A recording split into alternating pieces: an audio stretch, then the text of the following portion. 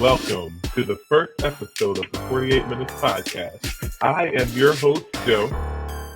And it's your boy, Lido. And we are here with everything you want to know about the NBA within the next 48 minutes. Now, Lido, this is our first episode of our podcast here called 48 Minutes. But we used to have another podcast. Remember that one? The Voice of Reason? In case anybody check that out on YouTube, still on there. Voice of Reason. So just go ahead and search it up. You'll find it. Yeah. But this one's actually us on camera telling you all of that NBA news that you want to hear. That's right. So subscribe to this one. Keep an eye out because we're coming daily. All right. Well, not daily, but more frequent than the other one, for sure. Yeah, don't make promises we can't keep, Lido. What are you doing? Yeah. Daily, we have jobs. Come on now. Yeah. But to refresh everybody, I'm the Sixers fan, and Lido, you are currently a Suns fan. Currently, I've been a Suns fan since Nasher. What you talking about? Man, tell me, you was a free agent there for a minute. I was. People know. I mean, have you seen the Suns back in the day when Nash left and Amari left? I have a case here. All right, I could be a free agent. I was a Sixers fan through the process. I don't know what you're talking about, but sure, whatever. We'll just go with that. But speaking of that, since you are the Phoenix Suns fan on this podcast, the Suns are what, in second place? Man, we are. Right, second place? You can listen. You can just call us. You can call us first place Suns right now. All right, that one game back of the Warriors don't mean nothing right now because we're in first place. All right, we are in a 14. You're in second place. That's what it means. We're on a 14-game winning streak right now. Tonight we got the bum ass Knicks. I mean, they're still good, but they still bum too. So we're gonna beat them, and we're gonna go for 15 in a row, and we're gonna be in first place. And by the end of the week, we had a problem here. By the end of the week, we will be in first place because we're gonna face the Warriors back to back.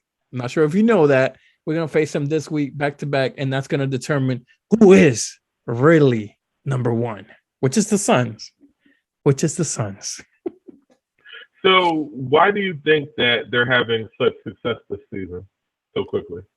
Well, clearly, I'm going to name one man and one man only, Monty Williams. People are always going to say CP3. CP3 helps. CP3.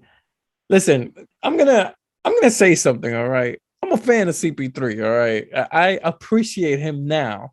Before I hated Chris Paul. I always call him injury prone. I always say he never shows up. By the way, he did get injured in the playoff again, but luckily he wasn't sidelined. But I got to respect the man. Now that I see him daily playing for the Suns, I understand the hype that there was for Chris Paul back in the day in his early career. I still think Darren Williams is better in my opinion. But Chris Paul is still playing, so I guess I was wrong about that. Yeah, but yeah, it's Monty Williams. You can't say stuff like that right now, and expect people to take it seriously. Because we all know that Darren Williams is nowhere nearly the player that Chris Paul is. And he never was. Of course, but Darren Williams was that dude, man. People, listen, if you forgot who Darren Williams was, don't think about Darren Williams in Dallas. Don't think about Darren Williams in Brooklyn. Think about Darren Williams in Utah Jazz. But that's another topic right there, right? Let's talk about the Suns. CP3 is great. CP3 is great. Devin Booker is, the man. And Ayton, my God, can we pay Ayton?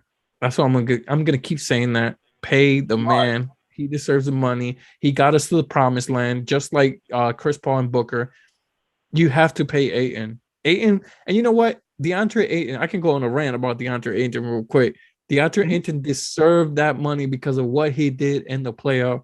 I love Devin Booker. I love him. He's my guy. But DeAndre Ayton was the best player in the finals for the Suns. And you're not going to reward him? You're not going to give him the max? When other bum-ass players get max for what? They didn't make it to the finals. It's a shame. So you're saying that DeAndre Ayton deserves $200 million. Are you saying that you can't replace him for less money than that? Is that what you're telling me? Like you can't replace what he does for less money than that? Listen, here's the thing. Like when you're talking about max contracts, and paying people $200 million. I think if you're sitting there in management, you got to say to yourself, is what this guy's doing, can I not find that same production from a player that isn't going to need $200 million? Listen, DeAndre Ayton, I'm hearing you, but DeAndre Ayton is top 4 center in the NBA right now. Top 4. I know the center position is kind of weak compared to back in the day. He is still top 5, top 4. I have him number 3 actually, or maybe number 2 on a good day. But he's there, and you have to reward that guy. You have to. And for me, the reason why the Suns made it to the finals, the reason why the Suns competed and made it to the finals, not because every team was injured, how people like to say that the West, they were, all the key players were hurt. That did not happen. It was Ayton dominance and Chris Paul and Booker and Monty doing their thing. And by the way, shout out to Mikal Bridges. He got his money, and we know he deserved it. Now we have to give Ayton his money because he deserves it as well. He does. But the Suns are a small market team, though.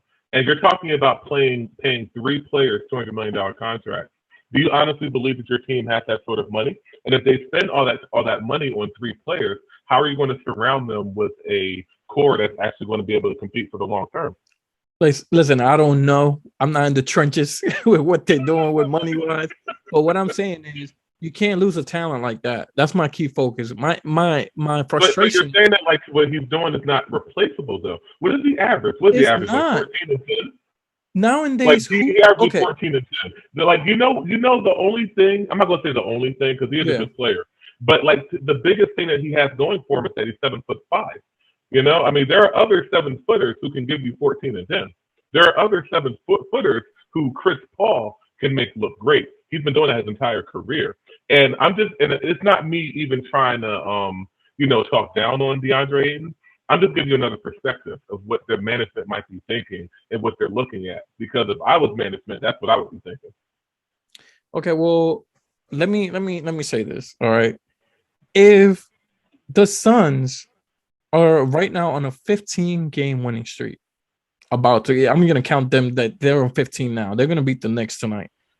I sure hope so. Why are they winning? Because of the core that they got. They got Chris Paul, they got Monty, they got Booker, they got Mikal, they got Johnson, they got Cameron.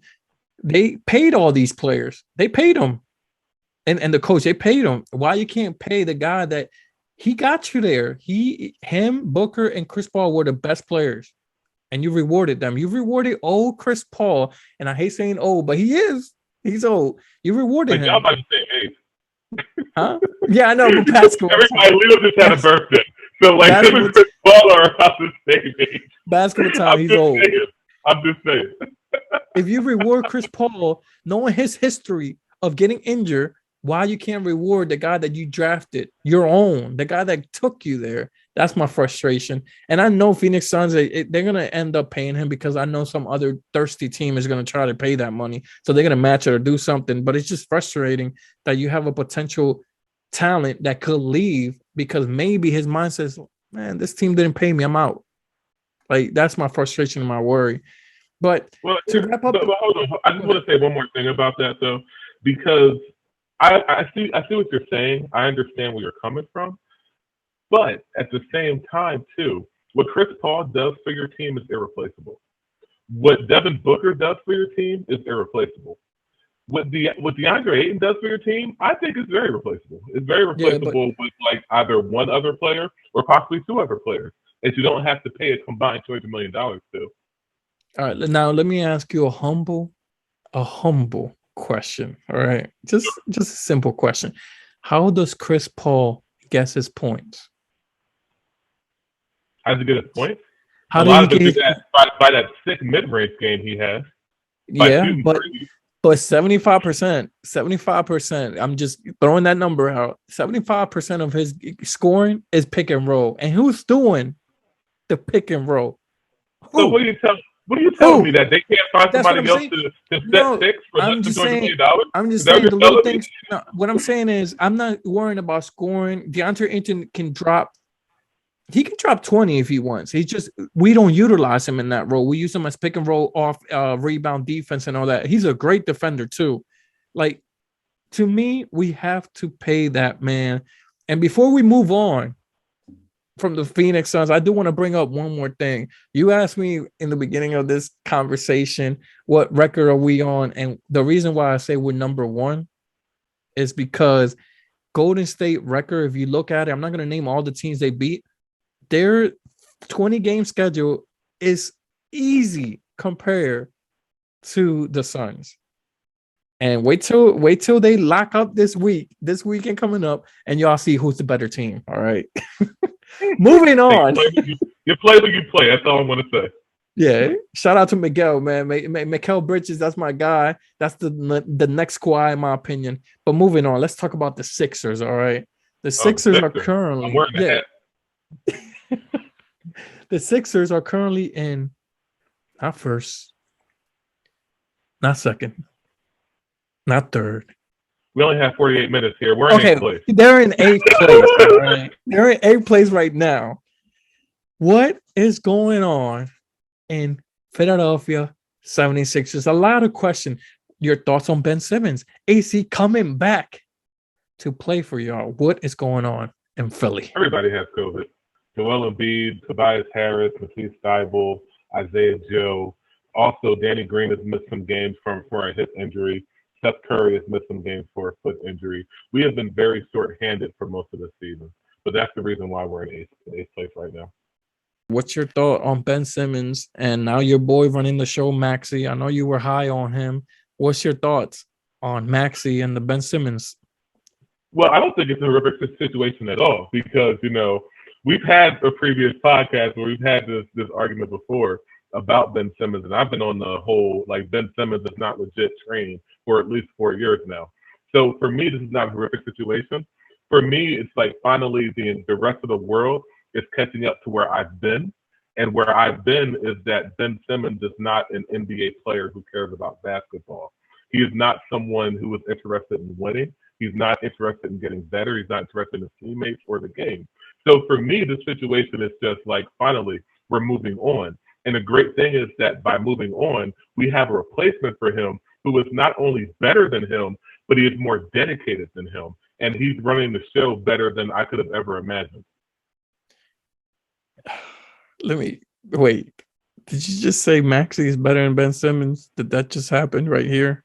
I'm sorry. Let me clarify that. Did that just happen? Maxey is better than Benjamin Simmons. I just want to make sure I'm clear about that. The defensive player of the year, right? The guy that was he wasn't, but he was playing for y'all like a defensive player. But he was playing like it. He was playing like a defensive player of the year. You're telling me Maxey is that guy, better than Ben Simmons? What I'm telling you is that in order for Ben Simmons' defense to make up for what he does on offense or what he lacks on offense, he needs to be defensive player of the century. Like, he needs to be the best defensive player that this league has ever seen in order for it to be okay for him to stand in the corner and watch his teammates play 4-on-5 because he refuses to improve his game. That's what I'm saying. So what do you see happening in Philadelphia? Where do we go from here? Is Maxey's the guy and you get role players, like you trade Ben Simmons and just get role players because Maxey is the guy? Or you try to go for a superstar like Dame or whoever else is out there for a trade? If it was me, I would have gotten DeMar DeRozan. I would have done a sign and trade for DeMar DeRozan. The Spurs wanted Ben Simmons. DeRozan wanted out. And you see with the contract that he signed with Chicago that he wasn't that expensive. And you see the way that he's playing with Chicago that, obviously he's still a great player, which I don't understand why people were so down on him for all those years. But I've always seen it. He's been a very efficient player for a very long time. So that's what I would have wanted. Now that that's no longer a possibility, I think that we need a forward. I don't think we need a guard, like maybe a 2-guard, but we don't need a forward. I mean, we don't need a point guard. The point guard situation in Philadelphia is okay. All right. So you, once again, are praising the Sixers like always. You're a fan, and y'all see yourself winning the whole thing, right, in the East. Y'all going to the finals with Maxey. That is hard to believe, my friend, that y'all going to get better with Ben Simmons out. And I don't Why know. is that? But why is that hard to believe though? Like where have we been with Ben Simmons? Like how far have we gone with Ben Simmons? Y'all made it to the Eastern Conference Finals. Y'all We have got never made bounced. to the Eastern. We have not made to the Eastern Conference Finals since Allen Iverson. No, when Toronto beat y'all, That that was was in the the second finals. round. Oh, That that was was the the second second round. round. That was Game 7, the second round. Oh, those are Eastern That's the Conference furthest Finals. that we've gotten with Ben Simmons. And quite frankly, we can lose in the second round without Ben Simmons too. We don't need him for that. Of course, because Atlanta Hawks will bust that ass again. Because Trey, you know what? Let me not talk about Atlanta and Sixers series because I told multiple people that was going to happen. But anyway, so you think okay, being in the second round with Maxi, that's an upgrade, right? Or do you need Maxi to take y'all? If Maxi is the point guard, we're assuming to take y'all to the Eastern Conference Final. Like, what would it take? Here's a better question: what would it take to success for fans to realize that Maxi is the guy and Ben Simmons is not the guy? Fans already realized that, Lito. And I will even Come do one on, better not for you. me, not You're not a me. fan, though. You're not a fan. But I know, I You're know not a Ben fan. Simmons is You're not a better. fan. You're not a fan of the Sixers, though. So I don't. Yeah, you're not. Okay, You're go not a fan. ahead. Fair point. But what I'm saying is that if Tyrese Maxey had played in the second round last year against Atlanta, we would have beaten Atlanta. Like the whole problem with that series and what people like they don't want to admit was that Ben Simmons was acting crazy again for the third time. That he's been in the playoffs 3 times, and we've seen this 3 times. This isn't just an Atlanta thing or a Game 7 thing. This happened in Boston a few years ago. This happened in Toronto a couple of years ago. This happened with Atlanta, this past year. And pretty much if we have any point guard with a pulse that can hit a free throw and, that's not afraid to take a shot, we can beat it. We could have beat a team like Atlanta. You see what they're doing now, right? Where are they at now? Yeah, but let's not talk about Atlanta right now, all right? Let's You not. brought Atlanta, you brought Atlanta up, not me. But I do remember, I think it was game 5, game 4. I'm not entirely sure. Your boy MB missed key free throws and it cost y'all that game. And that was the momentum that Atlanta needed because then they went back home and beat y'all ass. I think it was game 4 actually that y'all almost had it, if I'm not mistaken. And MB was brick. You remember that? So I mean, it's team basketball. Other players are gonna fail. I don't think the you know what? Let's not talk about Simmons. Let's not, because I'm a fan of him. I'm biased, but whatever. Yeah, clearly. Whatever. So do you think y'all gonna end up in the top 4 in the playoff? I know it's too early, but do you think y'all gonna get there? Oh yeah, absolutely. Before everyone had COVID, we were top of the Eastern Conference, and we had the best defense in the East. And players like Tyrese Maxey are only getting better. And even though Ben Simmons didn't learn anything from that moment in Game 7 in the Atlanta series, do you know who did learn something from that, Lito? You know who learned? Who? Matisse Thybulle.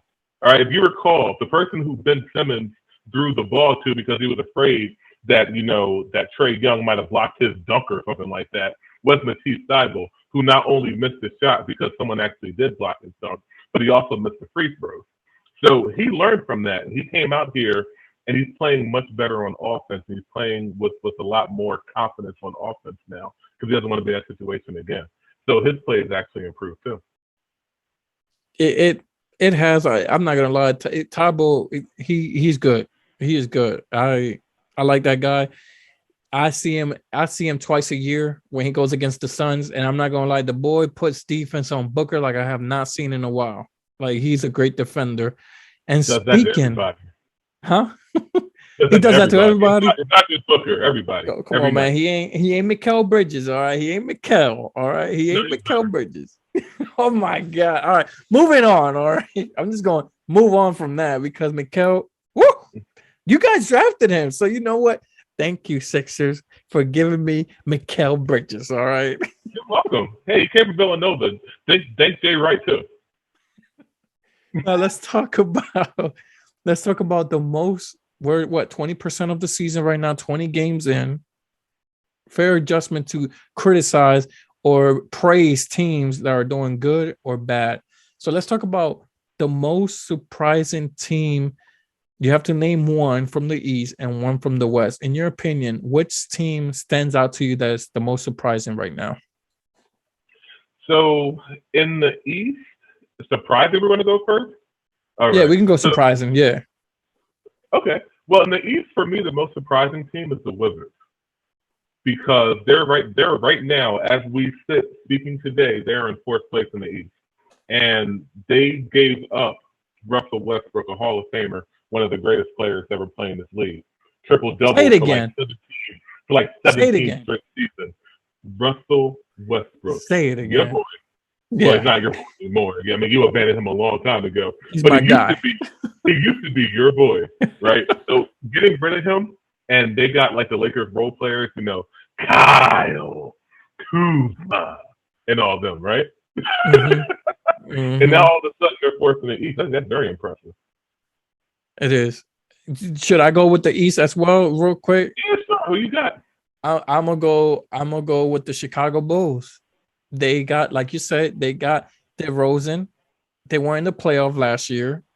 They got DeRozan. They got Alonzo. They got the GOAT of Chicago right now, Caruso. They're balling. They're currently in third place. They were, for the majority of the time, they were in first place up until Brooklyn got their act together, or should I say Kevin Durant, and they boosted up to first place now. But I gotta say, Chicago has been very surprising and very good to watch, in my opinion. Like this team, they have depth, they play good defense, and who knows, man? They might, depending where they stand in the playoff, they might surprise a good elite quote unquote team in the East. Yeah, but you know what? I agree with everything that you said, but that's not surprising at all. At least not to me. Like when they actually got DeMar DeRozan instead of us, and they got Lonzo and they got Caruso and all those guys, I was like, yo, they're ready. I mean, I think part of it is a disrespect for DeMar DeRozan. And I think that comes from LeBron bouncing him out the playoffs for all those years. But as soon as they did that, I knew they were going to be one of the top teams in the East. So for me, Well, that they're not surprised at all. well, listen, I'm not gonna say, come on, man. I like DeRozan. I'm not taking shots at DeRozan, but the I'm surprising not thing saying is you are. how the team is a new chemistry and big roles for Lonzo and DeRozan and all these newcomers and the coach. They have a coaching staff. It's all new and it's clicking. And that's surprising. We're gonna talk about the Lakers later, and that's why they are experiencing the end of the surprise in a bad way. So to me, it's surprising. It is. Well, no, but I'm not saying no that like you're disrespecting DeRozan. I'm saying that the league disrespects him. Like Yeah, when they did. he got traded from Toronto to San Antonio, people were acting like his career was over. Now I don't Yeah, understand that. Yes, he lost to LeBron like 17 straight times, but then again, everyone in the East did. For some reason, they hung that on his neck more than they hung that on anybody else. Paul George lost to LeBron a bunch too, right? yeah, Everybody did. For like 10 straight years. Everybody in the East lost to LeBron, but somehow they used that to put disrespect on DeMar DeRozan's name. And I think yeah, that's part of the reason why a lot of people weren't really expecting him to be as good as he is. yeah. Now let's talk about the most surprising in the West. Okay. So in the West, I would say most surprising for me, took notes here, the Wolves, the Timberwolves. Timberwolves. The most Yeah, surprising. yeah, because I think they're in like seventh or eighth place right now. Yeah, So they've been a terrible team for quite some time now since Jimmy Butler left. Is when how long they've been terrible for, right? So for yeah. them to actually come up there like and be in the playoff hunt right now, even though it is still kind of early, yeah, I was surprised by that. I'm gonna go with surprising in the West. I gotta go with Dallas. Dallas, they Luca didn't play for I think almost a week, and they're currently in fourth place. And the most surprising thing about this is that they're in fourth, but more importantly, the unicorn, he's balling again. He is playing. I'm not gonna say like New York, but he is playing great. He's playing decent. We'll see how it all clicks at the end with Luca and him. If he doesn't get traded, because who knows? But I think Dallas is doing all right. They're in fourth place. They're in the top, and that's hard to do in the West. You know how lethal the West is, and they're doing pretty good in my opinion. So I got to go with Dallas. I didn't expect them to be that top this early. Yeah, but that's where they've been like the entire time. Luka's pretty much been there. Like they're always like right in the middle in like that four Yeah, or five, six spot. I don't find that surprising at all. I guess I don't know. I just guess to me, I didn't see them that high right now. I see, Warriors is playing good and all the teams are playing good. I didn't see them in there. I want to give a nomination, but not talk about them. The Clippers too. They don't got Kawhi Leonard, and they're doing pretty good as well. But whatever. Who cares about the Clippers? Right. But Yeah. so, who do you have as your disappointing teams? If you're surprised by these people, who disappoints you? Well, since we're in the West, let's stay with the West real quick. Mm. Honestly, I'm gonna say it to San Antonio Spurs. Psych! I expected that. I expected those bums. I knew it. They're not making the playoff this year, next, the following. But no, on a serious note, I gotta go and don't laugh. I gotta go with the Pelicans. I know Zion is not playing. He hasn't been playing. He's not in basketball shape ready. Ingram hasn't been playing. Taking all that aside, I thought they were all going to be healthy. They were all going to ball out. And I see that team. I don't think no one has ever said this, but this team has potential to be the next OKC when they were young, all growing together and balling together. It hasn't happened. We haven't seen it. And that to me is the most disappointing team, in my opinion, because I expect them to compete and they're not. I agree with you on the Pels. That's actually the team who I chose too. Just Really? because, like, yeah, I mean, I understand that Zion's not playing, but supposedly they have Brandon Ingram, who's the next big thing, and he's not stepping up in the way that you would expect a star Yeah. player to step up and actually try to get that team to win. Like, I don't expect them to be like, even in top six, but you should at Yeah. least be in like that 7, 8, 9, 10 area, something like that. But they're like 4 and 16 right now. They're terrible. So, but who do you have in the East? In the East, I gotta go. I gotta go with the Hawks. All right, and it's hard to me to say this. I gotta go with the Hawks because they made it to the Eastern Finals, and right now it's too early. But right now they're in ninth place, and you have a good coach, you have a good team. There shouldn't be no excuse. So that's and they're not injured. They're not. I don't think they're missing any players. Like, why are they that low? Who knows? But to me, they should do better than that. So the Hawks are the I think the most. Hawks, yeah, I think the Hawks will. I just think that they always start slow. For some reason, their team, like as long as I've been watching basketball, they just always start slow. I don't know why. But you and I agree with you. But you got to expect after that momentum that it had to carry over and didn't. I know they're young, but it did not carry over, and that's it's surprising to me. So it's disappointing. Yeah, for me, it's the Celtics, but I'm not disappointed. I mean, they may be the most disappointing team, but I'm not disappointed that they're losing and they're so terrible. But that's who I have in that. Yeah, yeah. But let's talk about moving forward. We're talking about disappointments. All right. The biggest disappointment this year, we probably both agree, it has to be the Lakers. All right. It has to be the Lakers. Your thoughts on the Lakers? What the bejesus is going on in LA? I mean, you have to ask LeBron. I don't know. He's the one. He's the GM over there. He's the one that puts this shit together. You're asking the wrong dude. I don't know. I don't know what they're doing. No, I think it's just a chemistry thing. I think it's just them just trying to figure it out. They have enough good players to actually figure things out, but they're going to figure out how to play together. And sometimes, and for some players and some egos, that takes longer than others. And the Lakers, they have a lot of big egos on that team. When you look at Russell Westbrook and Rondo and LeBron and even AD, I'm sure. So Howard. yeah, oh, definitely with Dwight Howard. Yeah. But yeah, that's gonna take some getting used to. I don't know what else it could possibly be, but I do feel like they'll get together eventually. I don't, you know what? I agree with everything you just said, but I don't know. I honestly think is they're not, this team constructed looks good on paper. And, I love Russell Westbrook. I do, but let's be honest. Russell Westbrook, he is not. He's not a shooter anymore. He's not. And He never this was. team, well, in OKC he was okay. In OKC he was all right, but now he's gotten worse shooting. But what Russell Westbrook brings to the game, oh my goodness, that dude. But this team needs shooters. They don't have it. And in my opinion, they don't have it. They're relying on people that are knuckleheads. What's his name?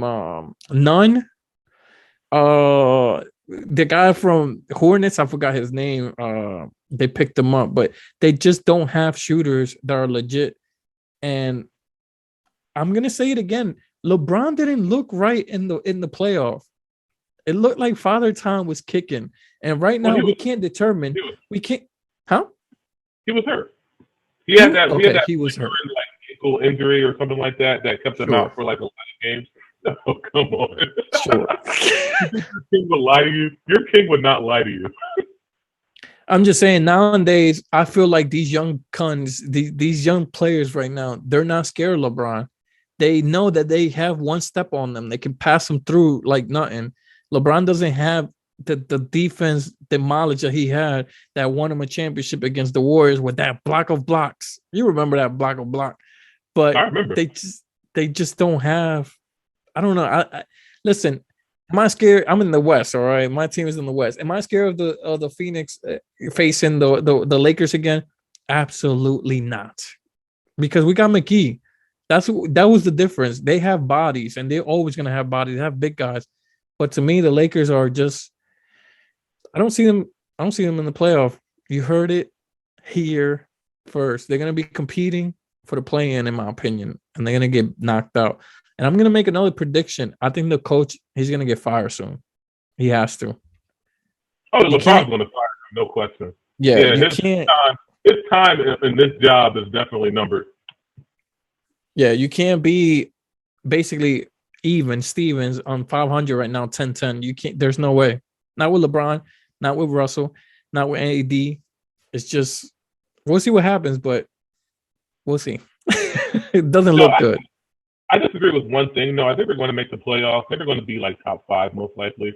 And one thing that we've seen about Russ since he's left OKC was that whatever new team that he comes to, he starts off very, very slow. But then somewhere around mid-season, they all figure out how to play together, and they go on an incredible run. He did it in Houston. He did it in Washington. I think he's going to do it in LA too. I think they're going to figure it out. Like he's just too good of a player for them to struggle as much as they are. Like he can do so many things. And I think between him and LeBron and AD, they're going to figure that out. All right. We'll see. I'm just saying all these young guns, they're not scared of LeBron anymore. They're really not. And it's disrespectful because LeBron is LeBron, but just ask that player in Detroit. Well, yeah, that was funny. Just ask him. They don't respect him. He was just going way off. Like, he just needed to calm the hell down. Like, come on now. That was just too much. Like, he thought it was Ron Artest, but he wasn't actually swinging on him. Like, really? Like, you going to do all that, you ain't hit nobody? Like, how do you do all that and hit absolutely no one? I don't get that. You're going to have to explain that to me, Lito. Hey, we'll talk about it another time, but I'm just saying, LeBron hit him hard, man. I'm with him. I'm with the guy. I don't even know his name. I even wrote it down because I don't know his name. I don't watch Detroit. Isaiah Stewart. Mm-hmm. He has the right to be mad. That was a dirty ass play. No, I agree. It was dirty. He absolutely had the right to be mad. But you know the thing about these NBA players nowadays is that they want to pretend like they're going to fight, but they don't ever actually fight. Now I understand that because there is so much money at stake. If you're going to get suspended, and also by making the league look bad, there's a lot of money at stake. So I get it if you don't want to fight, but don't hold up progress for half an hour while you run around the court and you run around the arena and you run around outside. You try to go to the locker room. This dude, how many chances did he have to actually swing on LeBron? They were nose to nose at one point. He ain't swing on them. He could have swung on AD. He could have swung on Russ. He ain't swing on nobody. How do you do all that and you don't swing on nobody? Like, you're just Come on now. You're holding up progress.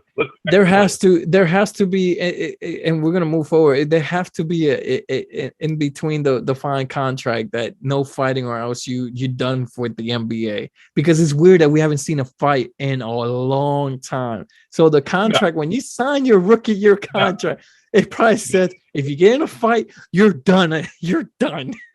No, you know what it is? Getting suspended from the NBA costs like $500,000. That's what it is. Nobody's trying to lose that money. It's all about the money. Back in the day, like in the 80s and the 90s, when people say that, NBA was so much tougher, it actually was. People were actually fighting. Like, they was getting paid like $20,000 a year, and they had like fast food jobs, right? Nobody cares. I don't want to lose like $300. Yeah, I'm going to beat your ass. But nowadays, like, you're not going to go through all that for like and lose $500,000. You're not going to do it. But yeah, the Lakers are wild. But it is definitely time for us to move on to our fast break segment, where we just ask a series of rapid fire questions to each other. So, Lito, I'm going to start. Do you still believe that Kyrie Irving is Uncle Drew, or is Uncle Drew a myth? Uncle Drew right now is a myth because he's not playing. All right, so I'm gonna say for the first time he's a myth, but when he comes back, that myth is a reality. All right. Now, we were just talking about it. Team LeBron or Team Isaiah? Who wins a real fight? LeBron or Isaiah?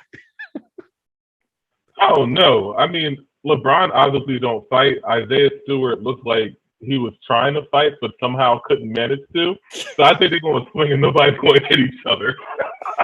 I'm going for a tie. All right. They both swings and they miss. Exactly. But staying with that same theme, though, right?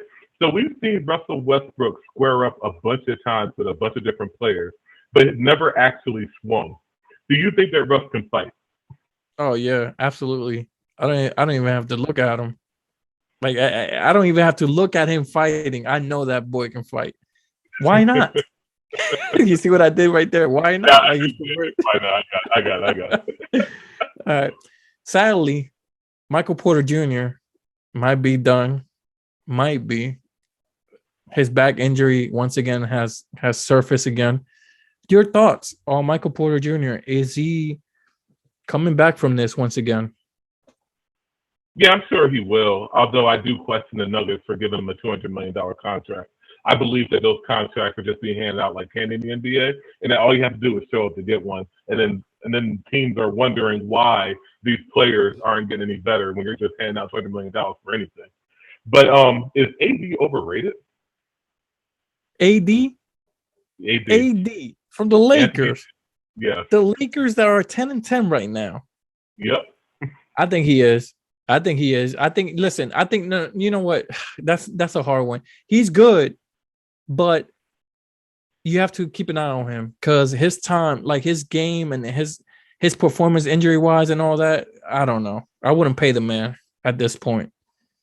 He doesn't scare me as a Phoenix fan watching him against the Suns, but to me, I would say he is overrated. Okay. Now, Joe, are the Spurs making the playoff? I just want it on record. I went on record by you. I went in on record by you. See, his brother is a Spurs fan, so he's always talking shit about the Spurs. No. That's where he's coming from. But yeah, obviously as a basketball fan, I have eyes. They're not making the playoffs. Everybody knows that. Thank you. So, Lito, the other night, LeBron James had some fans ejected from the arena. What do you think those fans said to him? Bro, I heard. Oh my God.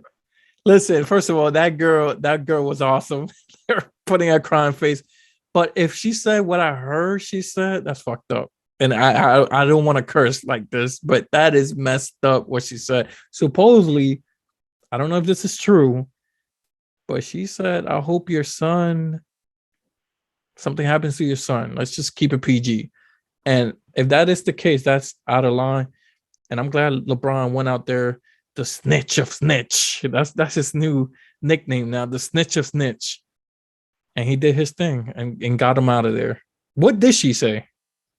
Oh, I have no idea what she said. But you know what the funny thing is? The internet was like, yeah, they was probably talking shit about Space Jam too. Yeah, I heard that. This around here, they got to get out of here. That's probably what it was. I did All right, heard that. all right, Lito. That was a fun little segment there. But Yeah. one thing I actually want to bring up before we set this whole podcast down for today is your boy, the Slim Reaper, Kevin Durant, Durantula. Do you know that this week KD passed Allen Iverson for number 25 on the all-time scoring list? Wow. No, I did not know that. That's crazy. Yeah, right. So basically, after the game, he basically gave props to AI. He was saying that when he was coming up, it made him actually want to have those guard skills, and it actually made him want to improve his dribbling and those types of skills on the court. So that's why we have the 7 foot tall, center basically with guard skills that Kevin Durant is. But what do you think was AI's impact on the league? Not just KD, but like the league. Like, what do you think AI's whole impact was on everything? AI impact to the lead. That's simple, man. We Is it gotta simple? dress up. We gotta dress up. We gotta put some suits on instead of baggy jeans. Instead of we gotta be more presentable. Like when we present ourselves. That's what AI brought to the game. No, but on a serious note, AI brought a lot. He took his skills took y'all Sixers to the finals. And his handles, his point, his heart, his gameplay, his passion. He brought all that to all these athletes that admire him. We see the closest thing to AI. I know you hate me saying this, but I give you this: the closest thing to AI is Kyrie Irving. But Kyrie Irving is doing something that AI wouldn't do to KD, and I give you that. AI wouldn't do what Kyrie is doing to KD, sitting at home and doing all this, which I respect Kyrie's opinion, but he wouldn't let his teammate down like that. So, but yeah, he brought a lot. He brought, it's time to dress up, wear suits and ties. No, I definitely agree with you. It's really weird to me that KD went out of his way to give all these props to AI because he said on numerous occasions that he believes that Kyrie is better than AI. So it's kind of weird to me that he kind of wants to backtrack and say that now, which is, Yeah, that's his prerogative. He's trying to respect, the people that came before him. As far as the whole fashion thing, though, I will say, like, I know you're trying to be funny, but yeah, I yeah, mean, yeah. through that, David Stern, he did bring in the dress code, partially because of what AI was doing. But one thing about AI was that he made it cool for these players to do their own thing and to be comfortable in their own skin. So Yeah. they didn't have to like pretend to be something that they weren't, or to pretend to look a certain way or dress a certain way, because that's what that's what the media and what the fans wanted. So now you have people like your boy Russ coming out there and expressing himself with his fashion. Guys like Kyle Kuzma, they come out there looking crazy, but I think AI is the one that gave them that energy and that confidence. I agree. He did brought a lot of swag, and you know what he brought to the game a lot. Like for real, he brought Brandon because his clothes, his style of AI, that's what made him. That was a brand. And now how you said it with Russell Westbrook, that's a brand. He has a clothing branding and all that. He brought a lot of revenue in that aspect to all these young players that you could do more by just being a ball player in a way with fashion. He brought that to them, and it's pretty dope. But he also brought the suit and ties. You know what I mean? He brought the suit and tie rule, which that doesn't exist anymore, right? I don't think it does. You can think, The dress code, it has changed, but there is still a dress code. Don't ask me what yeah, it is, but they wear whatever. So I have no idea. right. And AI. Hey, AI was a little beast, man. He was really good. And can we talk, since we're on Kevin Durant right now? Can we talk about the thing that's going on with Steph Curry and Kevin Durant real quick? Do we have time for this? But we have time. What's going on with them? All right, so it was trending. I'm not sure if this is a thing on sports news, but there was a social media meme that I saw out there that said, "Is Steph Curry more impactful to the game than Kevin Durant is to the game?" Meaning, what's your thought on that? You know what that means. What's your thought on who is more impactful? Who brought the most important aspect to the game? Kevin Durant or Steph Curry? Because you brought up a 7-footer with handles. Kevin Durant brought that. Steph Curry brought the threes. In your opinion, who made it better, I guess? I can't even rank Kevin Durant right now. Like, I personally believe that he's one of the best people to ever pick up a basketball. Like, I'm going to have to wait till his career is over to rank him overall. But I have a feeling he's going to be top 3, top 5 when it's all said and done.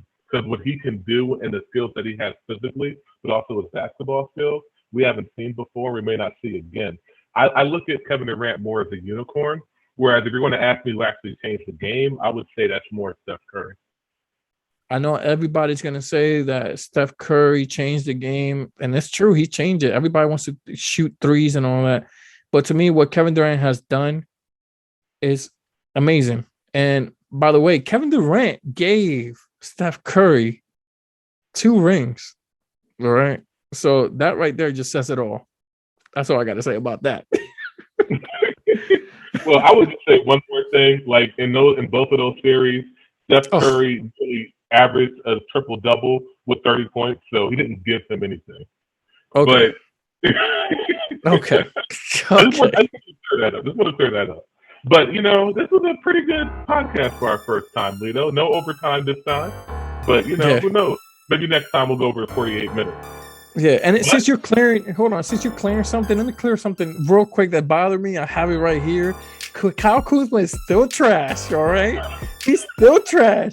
And we just talked about Michael Porter Jr. That man got paid, but Ayton did not. And Ayton went to the finals, and Michael Porter Jr. got sent home by who? By who? By who? Case closed. By the Phoenix Suns. Pay the man, Ayton. That's all I got to say. Sure, we'll save that for another day. But the rest of you have a great night, and please don't listen to this man. Whatever he's trying to say here made no sense. But signing off, I'm Joe.